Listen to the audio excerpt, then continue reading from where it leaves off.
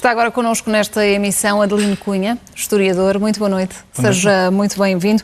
Um mês desta invasão russa, com poucos ganhos territoriais, mas muita destruição. Para onde pode evoluir esta guerra? O que se passou hoje com a NATO dá um sinal já de alguma mudança em relação às próximas dinâmicas do conflito.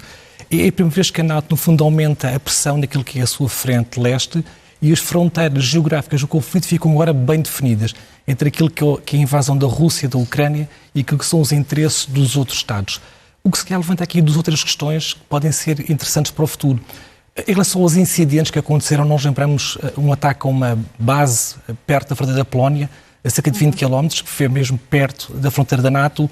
Lembramos de um drone que sobrevoou a Hungria e depois caiu também na Croácia, com as tropas da NATO no terreno, junto à fronteira do conflito. Este tipo de incidentes adquire agora uns novos contornos, porque existe a hipótese de um incidente, provocado ou não, poder ter uma resposta imediata. Uma outra leitura, exatamente.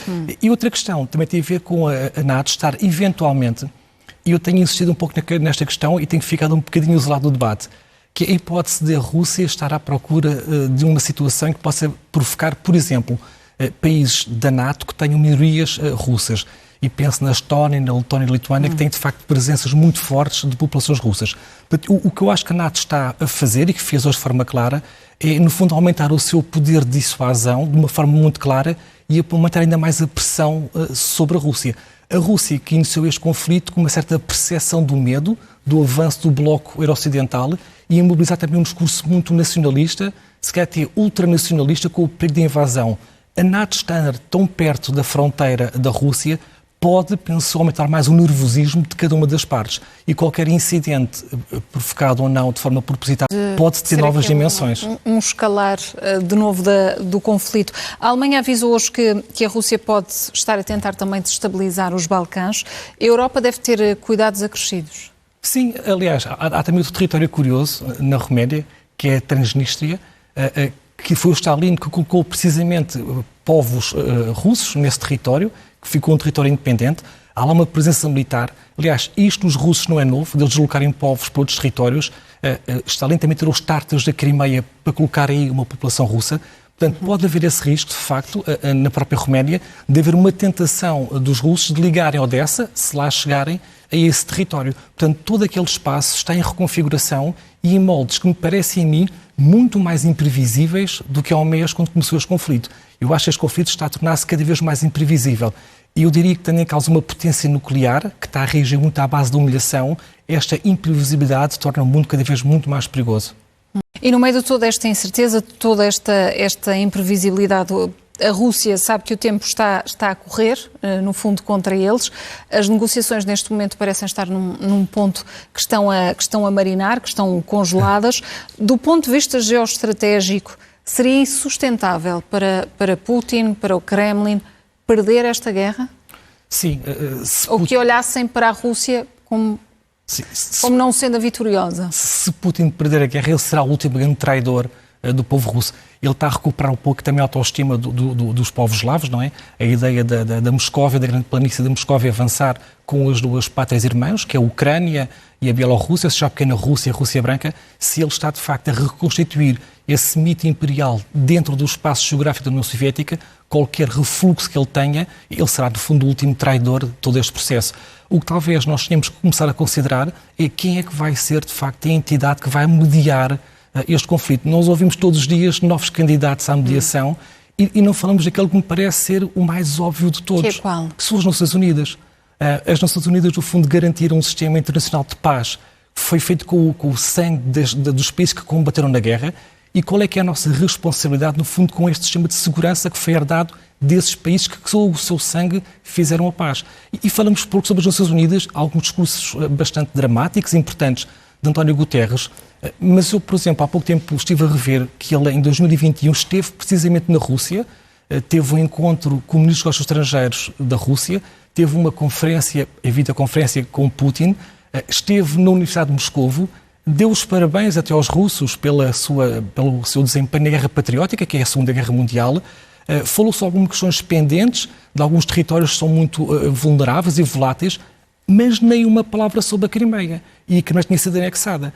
Portanto, também está na altura, se calhar, de nós pensarmos qual é que é essa responsabilidade coletiva e tentar centrar o diálogo nas Nações Unidas. Eu diria, para terminar, que uma boa formação do problema deve conter já uma parte da sua solução. E a ONU, de facto, parece-me que deve ser claramente a instituição mediadora deste conflito. E o secretário-geral da ONU, António Guterres, numa entrevista exclusiva à SIC, entre outras questões que sublinhou, disse que ainda tinha esperança na via diplomática, que ainda acreditava, mas o papel das Nações Unidas deve ser mais aprofundado ou deve ser mais interventivo do que tem sido até aqui? Claramente.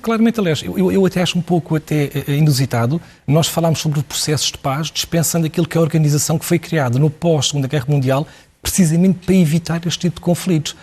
E essa memória que nós estamos um pouco a perder. Nós vemos um pouco num presente contínuo, como se não houvesse nenhum tipo de ligação orgânica ao passado. E falta-nos isso, falta que a ONU seja mais interventiva. Eu vou dizer isto e peço desculpa por estar a dizê-lo, mas se for apenas para fazer discursos emocionais e apelos dramáticos, o Papa já está a fazê-lo. É preciso mais do que isso. É preciso que sejamos proativos a construir a paz. E eu creio que quanto mais estiverem cantonadas as posições, Putin cada vez mais isolado.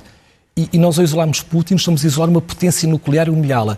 Termos o Ocidente cada vez mais empenhado em acabar com a guerra ou alimentar a guerra por via militar, estamos a queimar pontos. Eu acho que ninguém quer queimar as naus nestas alturas. É preciso haver um ponto de retorno e tem que haver um momento para que se faça o diálogo.